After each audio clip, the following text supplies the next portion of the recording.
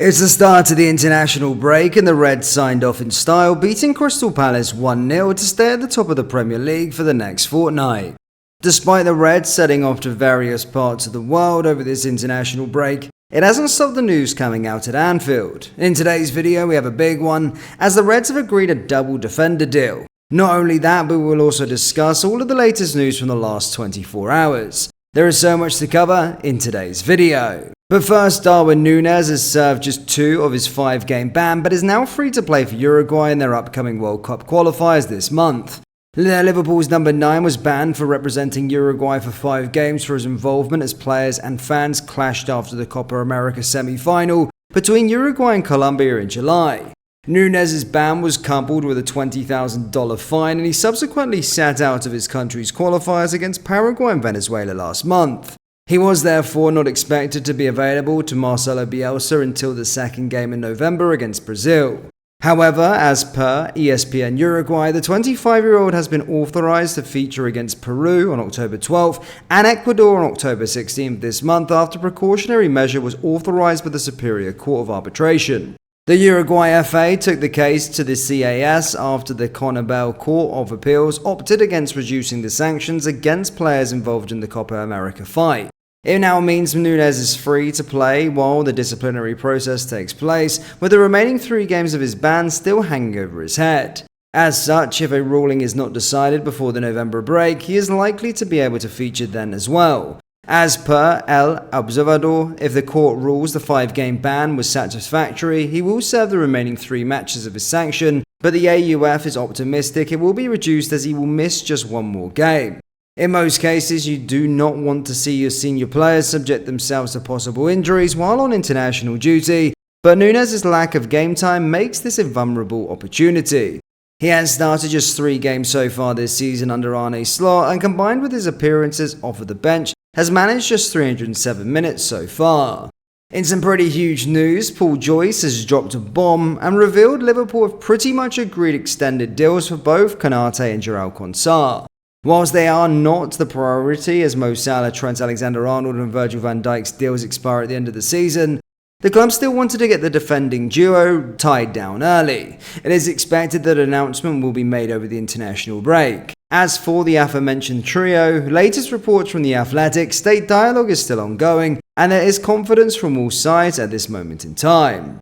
In other news, with the October international break now upon us, Liverpool see 18 senior players called up for duty with their national teams. As stated, the Reds signed off the break with a 1-0 win away to Crystal Palace and are next in action at home to Chelsea on October 20th. It will be a busy fortnight between now and then, with 18 players from Arne Slot's first team squad involved in various international fixtures. Trent is the only Liverpool player in the England squad to play Greece and Finland, with Kostas Tsimikas called up by the former.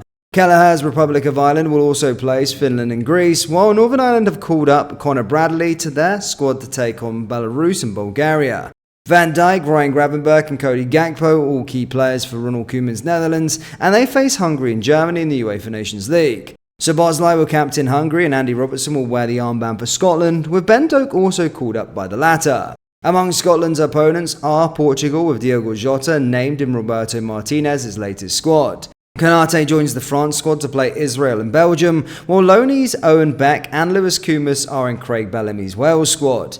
Incoming Liverpool signing Georgi Mamardashvili will also be involved in the UEFA Nations League as Georgia play Ukraine and Albania. In South America, there were call-ups for Luis Diaz in Colombia and Alexis McAllister for Argentina for World Cup qualifiers, and the latter has travelled despite his injury at Palace. Alisson, meanwhile, has withdrawn from representing Brazil after suffering another hamstring injury.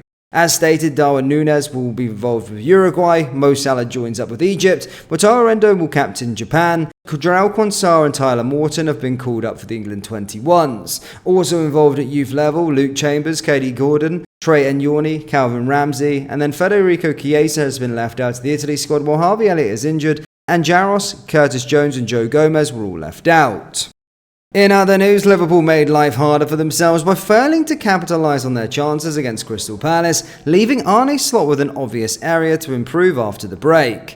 Firstly, it is pertinent to reface this by saying that if Liverpool were to travel away from home and secure an ugly 1-0 every single time, we would all be delighted. However, that is not to say that they cannot learn from their narrow win over Crystal Palace to make life a little more comfortable for all involved. We should have scored the second one earlier, then I think we should have gotten what we deserve, Slot said to the BBC after Saturday's win.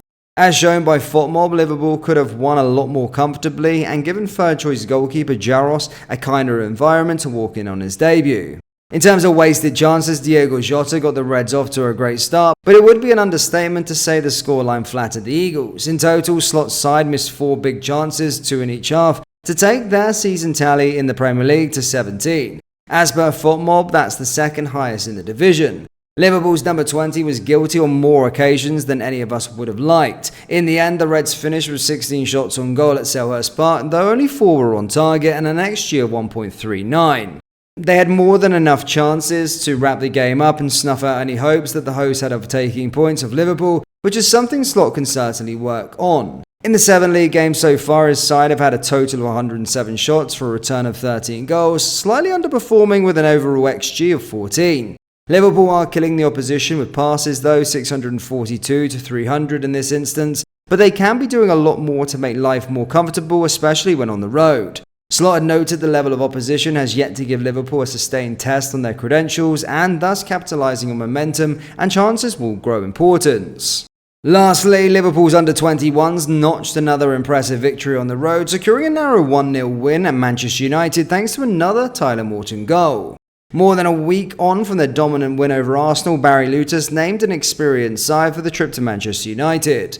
Morton and Trey Agnoni were involved after missing out on the senior matchday squad once more, and they were joined by 2 others who had previously made a first-team appearance. Tom Hill, one of the aforementioned players, found himself in great positions to threaten United's goal, but was dwarfed at every turn in the first half. A questionable whistle or 2 from the referee did not help the young Reds either, modelling his game on Simon Hooper.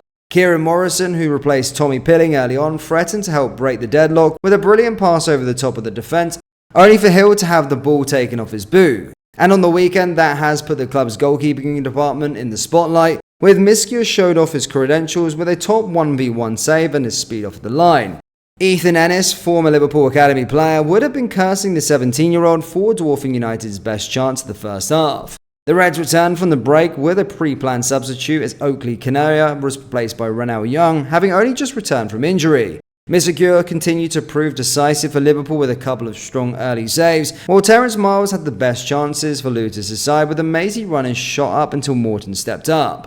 Unfortunate to be playing underage football, the midfielder capitalised when the United's goalkeeper's clearance ended at his feet for his second goal in as many Premier League 2 games. Liverpool fans, what do you make of Konate and Jarell Quansah set to sign contracts imminently? As stated, let me know your thoughts down in the comment section below. That brings us to the end of today's video. As always, please do smash that like button and subscribe to the channel for daily Liverpool content. Thank you, and I'll see you next time. Take care. Peace.